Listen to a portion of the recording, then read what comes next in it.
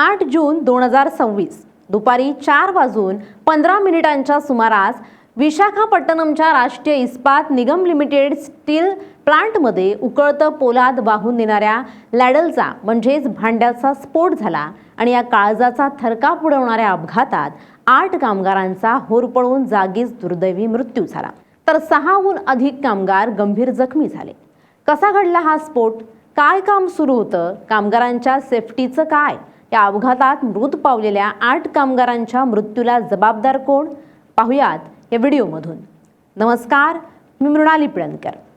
8 जून 2026 सायंकाळचे 4:15 वाजले होते। नेहमीसारखीच कामगारांची धावपळ सुरू होती। आंध्र प्रदेशातील विशाखापट्टणमच्या परिसरात पसरलेल्या स्टील प्लांटमध्ये यंत्रांचा मोठा खडखडाट सुरू होता। शेकडो कामगार, तंत्रज्ञ आणि इंजिनियर्स आपापल्या कामात मग्न होते। कारखान्यातील स्टील प्लांटमधील MMS2 आणि STC3 या प्लांटच्या विभागामध्ये नेहमीप्रमाणेच प्रचंड उष्णता आणि धग होती। क्रेनच्या सहाय्याने उकळत्या लाव्हासारखे लालभडक वितळलेलं पोलाद एका मोठ्या भांड्यातून, ज्याला आपण लॅडल म्हणतो, त्यामधून दुसऱ्या भागात मोठ्या क्रेनच्या सहाय्याने वाहून नेले जात होते। शिफ्ट बदलण्याची वेळ जवळ आली होती आणि कामगार आपापली कामं आटपण्याच्या तयारीत होते। तितक्यात संध्याकाळी साधारण 4:40 सुमारास संपूर्ण परिसर हादरवून टाकणारा एक प्रचंड कानठळ्या बसवणारा आवाज झाला। कंटिन्युअस कास्टिंग डिपार्टमेंटच्या मशीन नंबर 2 जवळ असणाऱ्या त्या लॅडलला अचानक भीषण स्फोट झाला। स्फोट इतका भयानक होता की या भांड्यात असलेले तब्बल 150 टन वजनाचे जवळपास 1540 अंश सेल्सिअस तापमानं उकळतं पोलाद संपूर्ण जमिनीवर एखाद्या ज्वालामुखीसारखं पसरलं आणि आगीचा मोठा गोळा थेट छतापर्यंत उसळला। 45 अंश सेल्सिअस उन्हात उभं राहिलं तर माणसाला उष्माघात होतो। इथे 1540 अंश सेल्सिअस तापमानाचं उकळतं पोलाद कामगारांच्या अंगावर पडलं। विचार करा, काय झालं असेल? आजूबाजूला काम करणाऱ्या कामगारांना तिथून पळ काढण्यासाठी 1 सेकंदाचाही वेळ मिळाला नाही। पोलादाच्या त्या लाटेनं समोर येईल त्याला कवेत घेतलं। वर असलेली ओव्हरहेड क्रेन 2 सुद्धा या आगीत मिसळली। संपूर्ण प्लांटमध्ये केवळ किंकाळ्या, धूर आणि धगधगती आग दिसत होती। 8 कामगारांच्या अंगावर वितळलेलं पोलाद पडलं आणि त्या 8 कामगारांचं शरीर त्या प्रचंड उष्णतेनं क्षणात कोळसा झालं आणि त्याचा जागीच वेदनादायक अंत झाला। या भीषण स्फोटानंतर कारखान्यात एकच हाहाकार उडाला। तातडीनं केंद्रीय औद्योगिक सुरक्षा दलाच्या अग्निशमन दलानं स्थानिक प्रशासनाच्या मदतीनं तात्काळ बचाव कार्य सुरू केलं।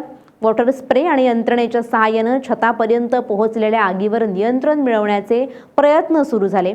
साधारण 25 मीटर उंचीवर अडकलेल्या कर्मचाऱ्यांना पायऱ्यांच्या सहाय्यानं सुरक्षित बाहेर काढण्यात आलं। गंभीर जखमी झालेल्या 6 कामगारांना तात्काळ विशाखापट्टणममधील सुपर स्पेशालिटी रुग्णालयांमध्ये हलवण्यात आलं। मात्र या स्फोटात 8 जणांचा दुर्दैवी मृत्यू झालाय। प्लांटच्या स्टील मेल्टिंग शॉप 1 मधील मशीन नंबर 2 वर कास्टिंगचं काम सुरू होतं। एका मोठ्या क्रेनच्या सहाय्यानं 150 टन वजनाचे पोलाद असलेलं भांडं फिरवून कास्टिंगसाठी मध्यभागी आणलं जात होतं। फॅक्टरी निरीक्षकांच्या प्राथमिक तपासणीनुसार द्रव पोलादामध्ये अचानक काही वायू अडकले आणि ते प्रचंड दाबानं वेगानं बाहेर पडले, ज्यामुळे लॅडलमध्ये मोठा स्फोट झाला। या अपघातामुळे विझाल स्टील प्लांटमधील कामगारांच्या सुरक्षेवर गंभीर प्रश्नचिन्ह उपस्थित झाले। सध्याची परिस्थिती पाहता प्लांटमधील आग आता पूर्णपणे आटोक्यात आणण्यात आली आहे। अपघात झालेला परिसर सुरक्षित करण्यात आलाय। रुग्णालयात उपचार घेत असलेल्या जखमी कामगारांची प्रकृती सध्या स्थिर असल्याचं जिल्हा प्रशासनाकडून सांगण्यात आलंय। केंद्र सरकारच्या पोलाद मंत्रालयानं या संपूर्ण प्रकरणाची चौकशी करण्यासाठी सेलच्या बोकारो स्टील प्लांटच्या संचालकांच्या नेतृत्वाखाली 3 सदस्यांची उच्चस्तरीय बाह्य चौकशी समिती स्थापन केली आहे। प्राथमिक अंदाजानुसार लॅडलच्या अंतर्गत असलेल्या अंतर्गत विटांच्या अस्तराला तडे गेल्यामुळे किंवा मेंटेनन्सच्या कमतरतेमुळे हा तांत्रिक बिघाड होऊन स्फोट झाल्याचा संशय व्यक्त होतोय। मृत कामगारांच्या कुटुंबियांना पंतप्रधान राष्ट्रीय मदत निधीतून प्रत्येकी 2 लाख रुपये आणि जखमींना 50,000 रुपयांची मदत जाहीर करण्यात आली आहे। तर कामगार संघटनांनी कारखान्याच्या सुरक्षा ऑडिटची मागणी करत तीव्र संताप व्यक्त केलाय। मात्र त्या 8 निष्पाप कामगारांचा यात काय दोष होता? जे सकाळी आपल्या कुटुंबाला लवकरच परत येण्याचं वचन देऊन घराबाहेर पडले, ते काही क्षणातच केवळ कोळसा बनून राहिले। त्या धगधगत्या ज्वालांनी त्यांचं साधं जगणं, त्यांच्या कुटुंबाची स्वप्न आणि सुखी संसार एका क्षणात खाक करून टाकला। कोणत्याही चुकीशिवाय मिळालेला हा मृत्यू अत्यंत क्रूर आणि वेदनादायक आहे। पैशांची मदत किंवा चौकशीचे आदेश त्यांच्या कुटुंबाचे अश्रू पुसू शकत नाहीत की त्या चिमुरड्यांना त्यांचे बाबा परत आणून देऊ शकत नाहीत. यंत्रसामग्रीच्या निष्काळजीपणामुळे निष्पाप जीव जाण्याची ही क्रूर साखळी आता कुठेतरी थांबायला हवी. कामगारांची सुरक्षितता हा मुद्दा प्रायोरिटीनं घेतला गेला पाहिजे, जेणेकरून पुन्हा कुणाच्या स्वप्नांची राख होणार नाही.